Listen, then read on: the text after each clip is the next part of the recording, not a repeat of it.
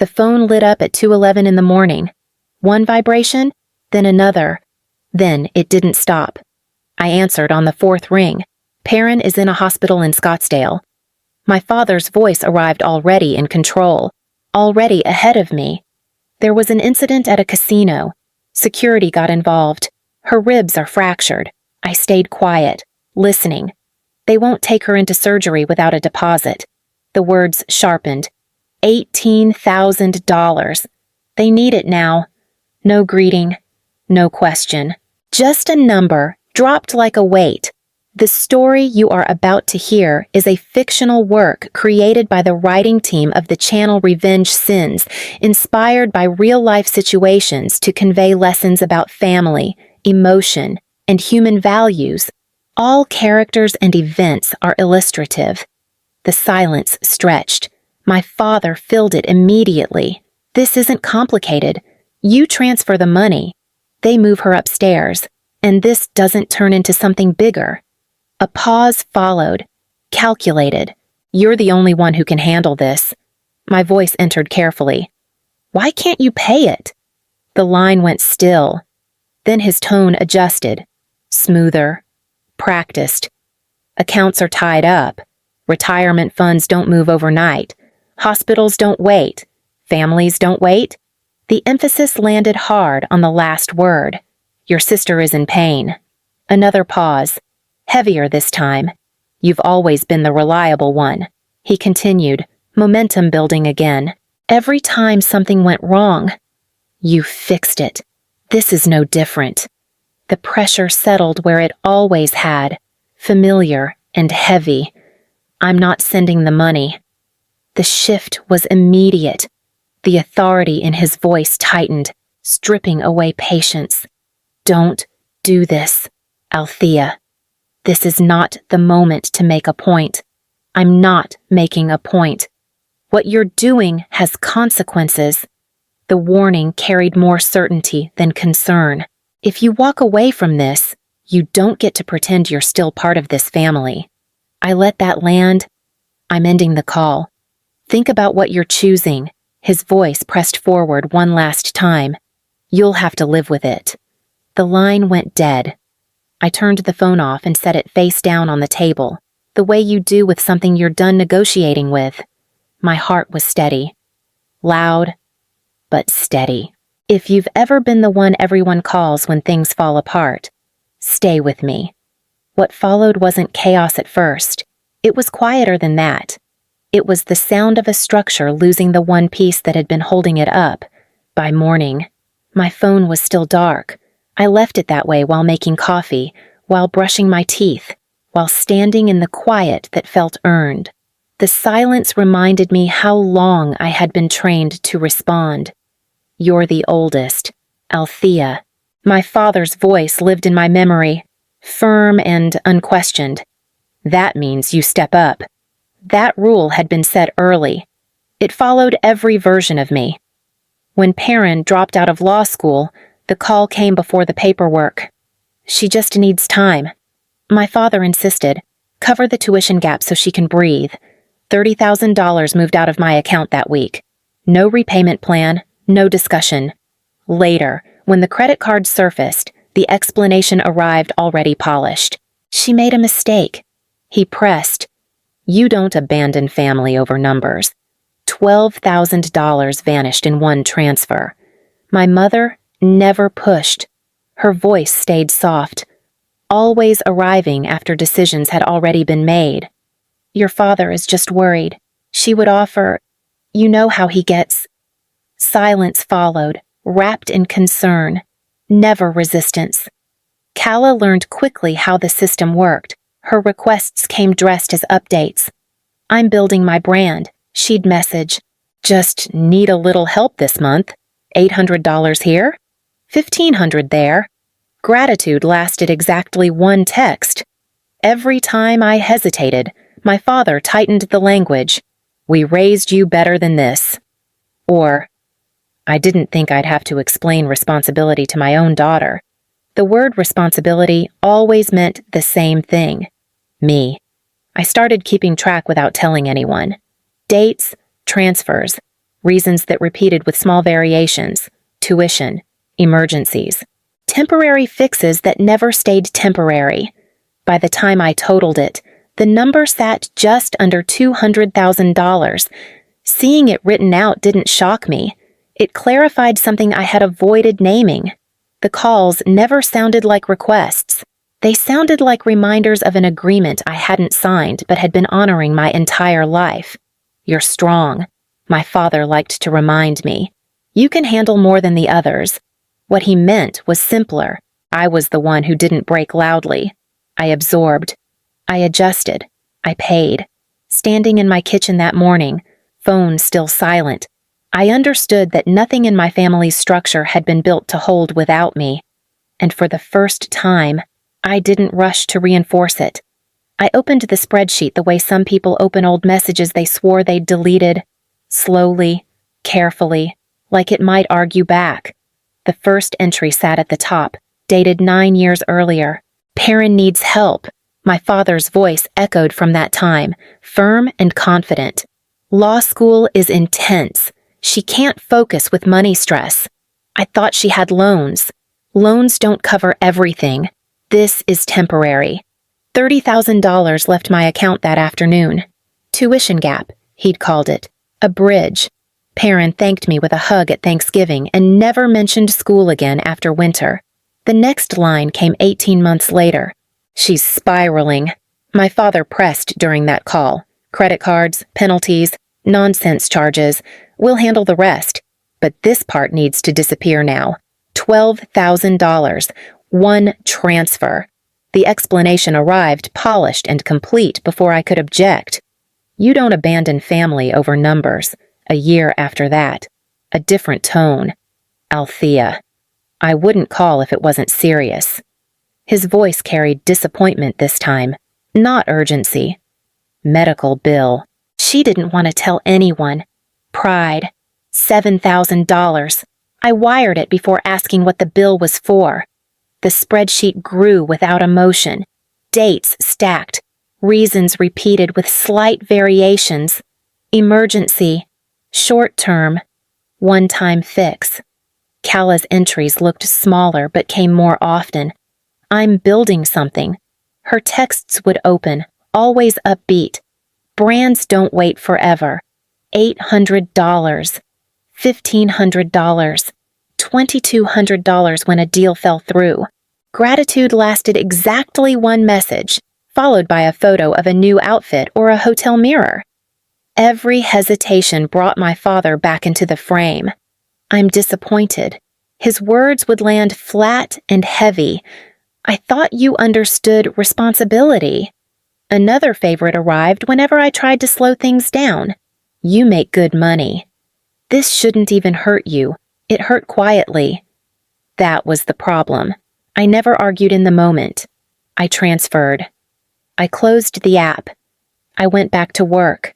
Bridges got built. Structures held. My own future stayed theoretical. When I finally added everything together, the number stopped just under $200,000.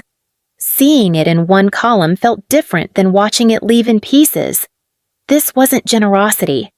It was extraction, spread thin enough to look reasonable. I remembered one conversation too clearly. "You're strong." My father had reminded me then.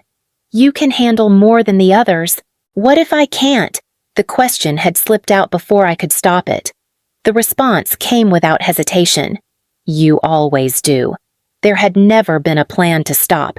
No finish line. Just the assumption that I would continue absorbing whatever cracked next. The spreadsheet didn't accuse, it didn't explain. It simply existed, calm and precise, holding years of decisions I had been told were temporary. I closed the file without deleting it. The money trail didn't lead to gratitude or stability. It led back to the same place every time. Me. Moving to Denver was supposed to be the reset. New job, new apartment. A version of my life that belonged to me. The calls didn't stop. They just changed shape. "Can you send it through the app?" My father's voice would arrive casually now. "Like logistics. It's faster." No need to make this a whole thing. The first transfer came 3 weeks after I unpacked. $4,000. A temporary cash flow issue. The word temporary did a lot of work in our family. I tried to draw a line once. I need some space from this. My voice offered carefully over the phone. I'm trying to build something here. The response came without heat, which made it worse. Distance doesn't change responsibility. My mother checked in later. Softer as always. Your father is just under a lot of stress. He worries when things feel out of control. Her concern hovered without ever touching the problem. Perrin never called directly. Her updates filtered through him. She's trying. He'd insist. You know how hard it is for her. Calla, on the other hand, messaged freely. Photos arrived with captions about growth and momentum. Just one more push. She'd write, I'm so close. I watched the numbers leave my account from a different zip code, hoping the miles might dull the impact. They didn't. When I hesitated longer than usual, my father adjusted his tone again.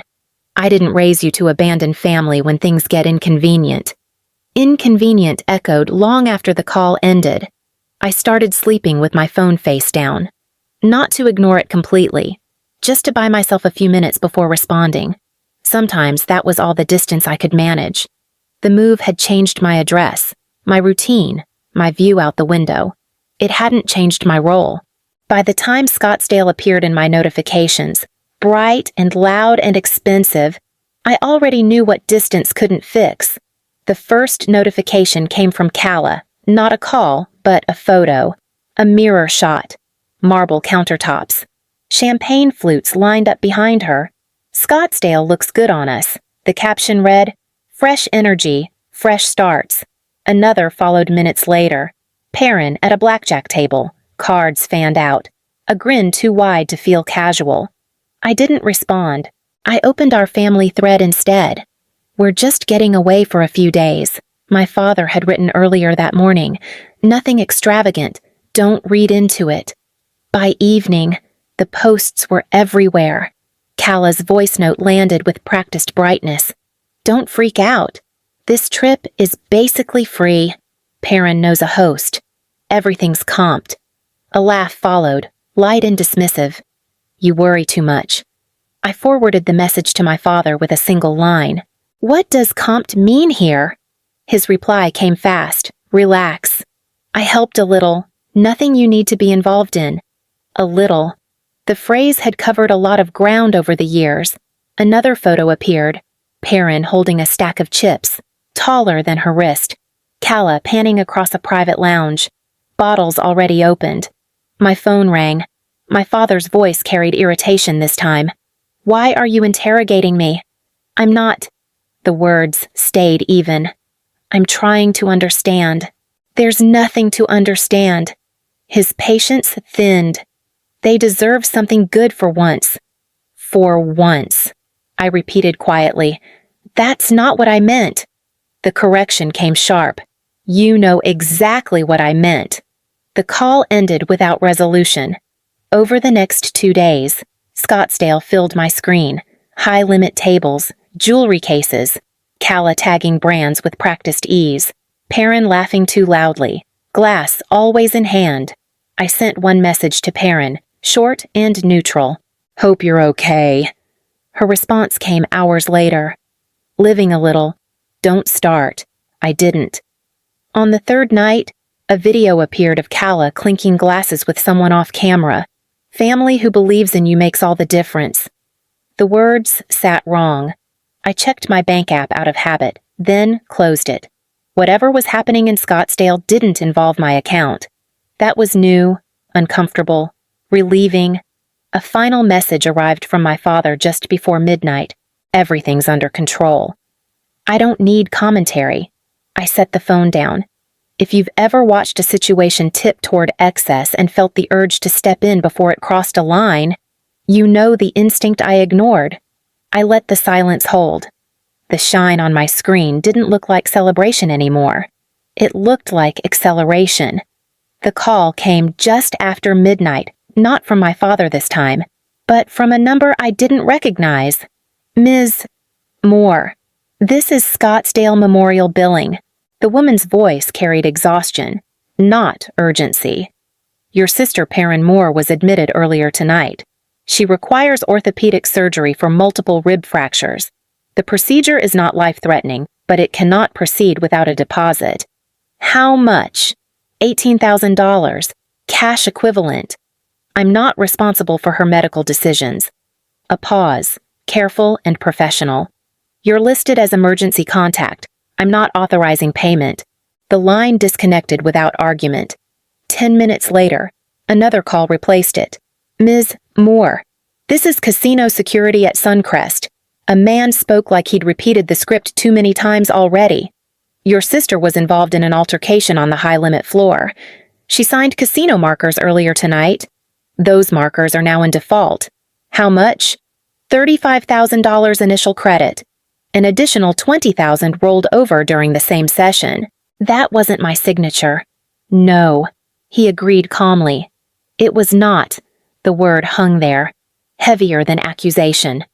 Another message arrived immediately after, this time a text forwarded from my father. They're blowing this out of proportion. She just needs a bridge. A bridge. Again.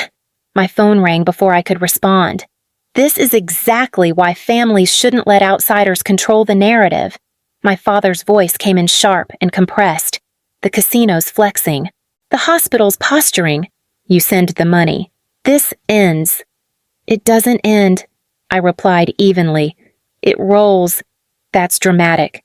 His patience thinned. You think I don't know what I'm doing?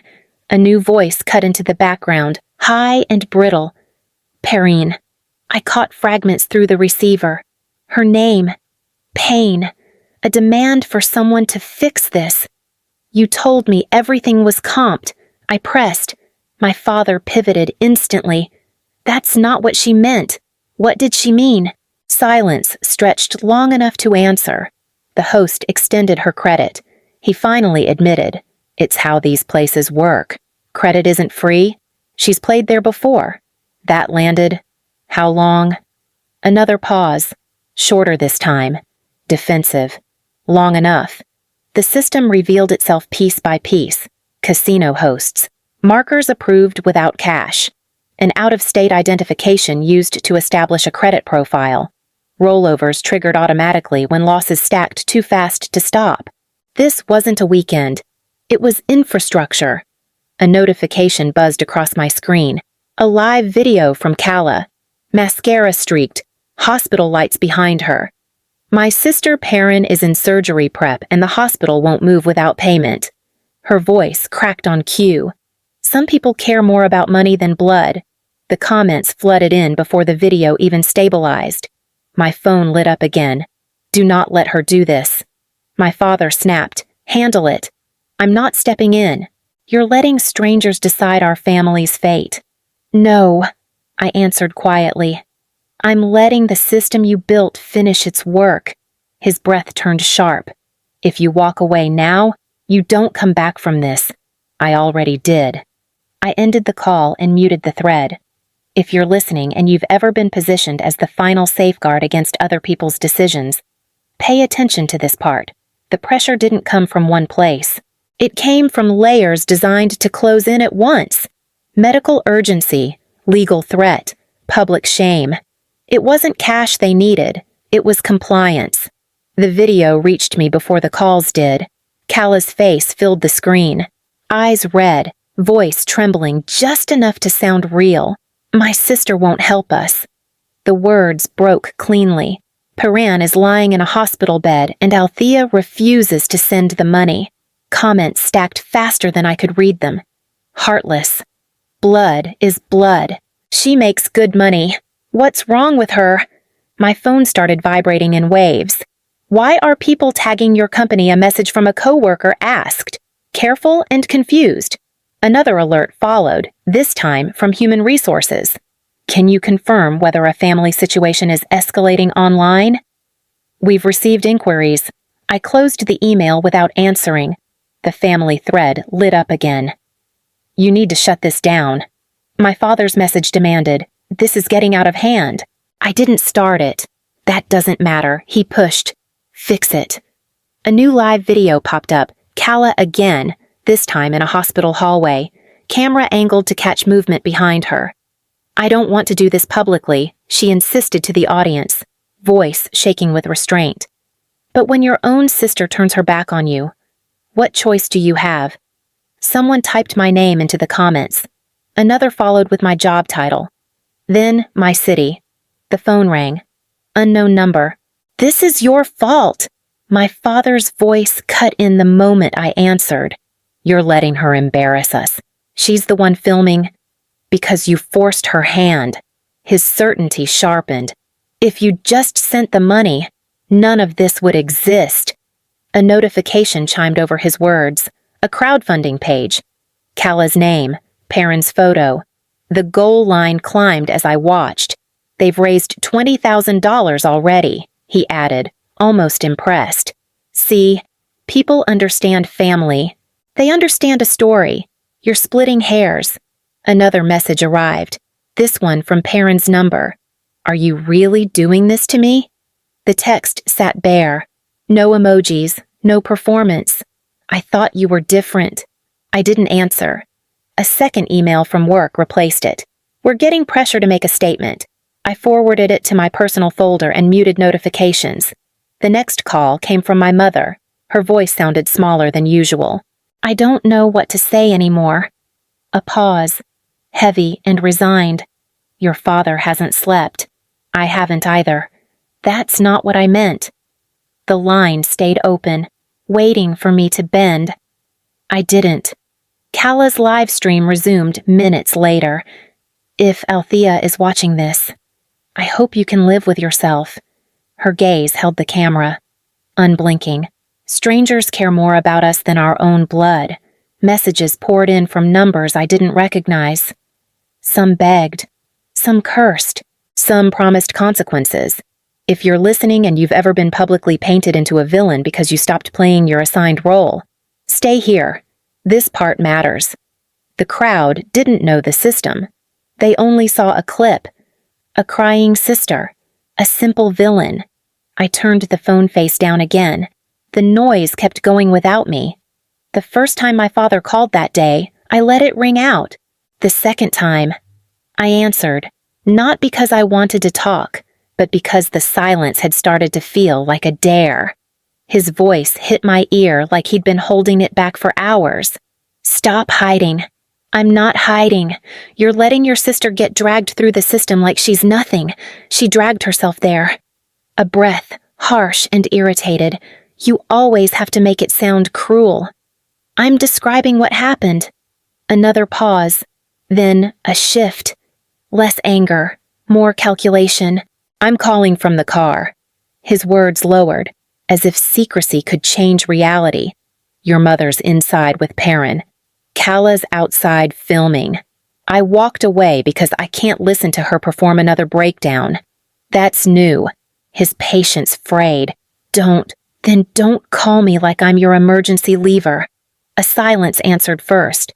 Then the truth arrived in pieces, like he was peeling it off with his fingernails. This didn't start this weekend, he admitted. Perrin's been gambling for 3 years. The air in my chest went still. She told you. I found out. His voice tightened. She came home 18 months ago crying, swearing it was over. She owed $30,000 to an online sportsbook and a private loan app. I handled it. With what money? A reluctant exhale. We refinanced the house. The words landed heavy, not because I didn't believe them, but because I could already see the rest of the staircase beneath them. And you didn't tell me. You would have judged her. I would have told you to stop paying. A sharp inhale. You think I wanted to. The question came out like a challenge. She's my daughter. So am I. The line went quiet. Then he pushed forward again. Faster now, as if speed could make it feel unavoidable. 4 months ago, it happened again. Bigger. His voice turned blunt, stripped of apology. She owed $55,000.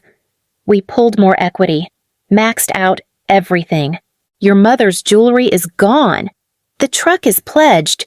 We've been living on a countdown. A strange calm settled over me, the kind that comes when the worst possibility finally stops being hypothetical. The bank sent the foreclosure notice last week. His words cracked slightly, then rebuilt themselves into command. 60 days. If we don't pay it, the house is gone. So you took her to Scottsdale. We didn't take her. He snapped. She insisted. She kept saying she had a system. One last run. One last win and it all disappears. And you believed her. I needed to. The confession came quiet and bitter. We needed to. My grip tightened around the phone. The casino gave her markers. He continued, voice dropping into logistics. 35,000 to start. Then she chased. The host kept extending. 20,000 more rolled over. That's how it works. They smell desperation, and they feed it.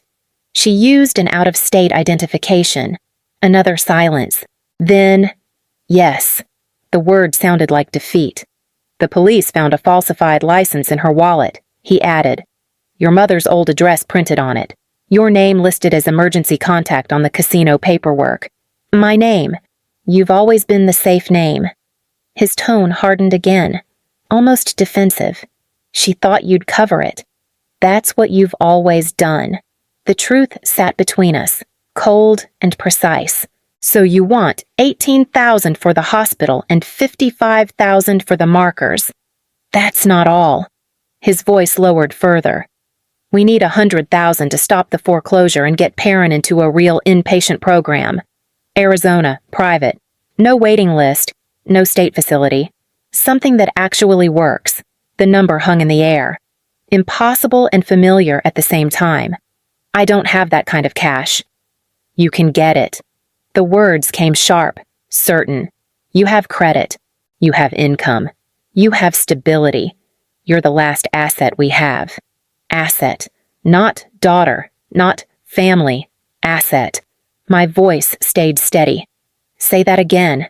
He didn't flinch. You're the only one left who can save us. A slow heat rose behind my eyes. Not tears. Not rage. Something cleaner than both. You mortgaged your future for Perrin's addiction. I replied quietly. You let Kala turn this into content. You let my name get attached to her fraud. And now you're asking me to borrow 6 figures so you don't have to face what you chose. His breath turned ragged. You want your mother and me on the street at 60? You want Perrin in jail? You want your sister destroyed? I want the truth. The words landed calm and final. And I want my life back. His voice cracked into anger again, but underneath it lived panic. Family means sacrifice. You taught me that. My reply came even. You just never meant yours. A long silence followed, the kind that usually ended with me softening. It didn't. I'm not doing it. I told him. I'm not taking the loan. I'm not paying the deposit. I'm not fixing this. Then don't call yourself my daughter. I won't.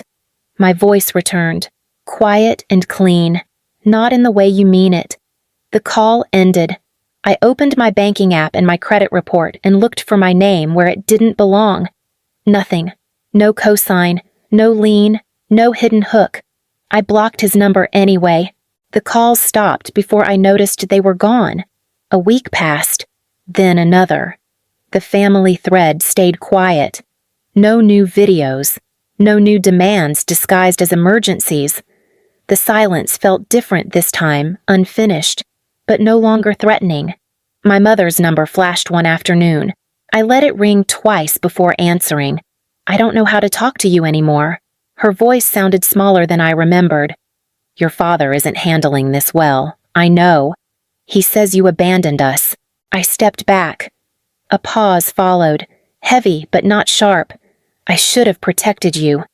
The words landed without defense. I didn't. I know, I repeated, and meant something else this time. The call ended gently, without instructions, without pressure. The rest unfolded without my involvement. Perrin accepted a plea deal tied to mandatory inpatient treatment after the fraud charges settled. Calla's fundraising page disappeared as quietly as it had appeared, replaced by a string of posts about betrayal and resilience that fewer people seemed interested in sharing. The house went into foreclosure when the final notice expired. None of it required my signature. At work, the noise faded too. Human Resources closed the inquiry once the online attention shifted elsewhere. My job stayed mine. My name stayed intact. One evening, I sat at my kitchen table with paperwork spread out in front of me, signing documents for a modest townhouse across town. No champagne, no announcement, just a decision that belonged to me alone. That night, I left my phone on the counter and went to bed early. If you've stayed with me this far, you already know this wasn't a story about money. It was about roles that get assigned so early they feel like destiny. About how love gets confused with obligation. About how easy it is to call someone selfish the moment they stop sacrificing. I learned something simple, late, and at great cost. Being strong doesn't mean being endless. Caring doesn't require self-erasure. And family, when it's healthy, doesn't survive by consuming one person to keep the rest afloat. In the weeks that followed, I started waking up without the tightness in my chest. I cooked dinners without checking my phone between steps. I planned weekends without calculating what someone else might need from me. One morning, a friend asked how things were going. Quiet. My voice answered, in a good way. If parts of this story sound familiar, if you've ever been the one everyone leans on until you start disappearing, don't carry it alone. Share it. Talk about it. Sometimes the first step toward keeping yourself intact is letting someone else recognize themselves in your silence. I didn't destroy my family. I stopped holding up the collapse. And when I finally let go, I found something I hadn't been allowed to keep before. Myself.